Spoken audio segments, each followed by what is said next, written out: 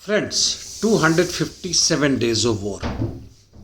Starting from the east, in Avdiivka, the battle for Pervomaiskoye and Vadianoe is continuing. However, there has been no advances from the either side. It is more or like positional battle. Towards Ugledar direction, Pavlovka also has seen no changes in territory. Even after the initial gains by the Russians, who have come across Ukrainian forces who are sitting on higher ground, and also due water bodies in between which they could not cross. In Bakhmut, where we were given reports that the Russian army plus PMR have entered Bakhmut, and as of today, the fierce battle is on for Kurdiyu-Movka, as well as in northwest of Bakhmut, the assault is heavy by the PMR forces. The Donetsk City was hit by HIMARS MLRS and huge explosions were witnessed. The damage assessment is still not known. Coming to north, by and large situation is same as of yesterday. Kupiansk direction, Ukrainians attacked on Novosolovka in LPR as well as Katlirovka in Kharkov region with no success, while Liman direction, the attack was on Plashanka, Artemovka, Stelmakhovka and Yampoltova, and none of them were successful. The probing attacks on Kriminaya Swato direction continues as before by the Ukrainians.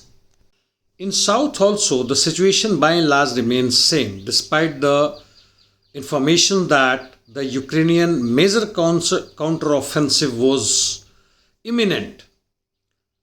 However, it is witnessing the extra reinforcement of Ukrainian forces and arms munitions on Krivoy Rog Nikolai direction, on Nikopol, and the expected attack direction remains same towards Berislav and Kherson. Again in Zaporizhia there has been no changes. As far as Zaporizhia nuclear power plant is concerned, it is safe. As of now, all along the battle zones, there does not seem to be any major counter-offensive from either side. Ukrainians are busy in amassing their reinforcements as well as continuing probing offensive at various battle zones, while Russians are satisfied holding their defense in north and south and continuing their offensive in east. And of course their interdiction continues, which has destroyed 40% of energy infrastructure of Ukraine.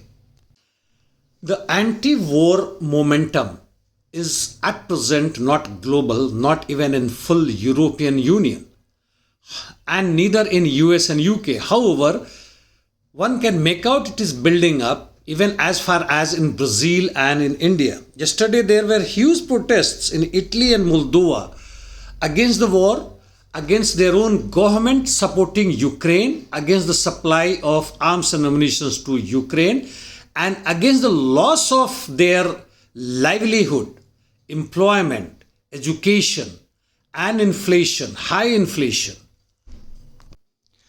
The rising sentiments against the war of the world population is probably one of the reasons behind USA's thought that it must ask Ukraine to talk about the peace.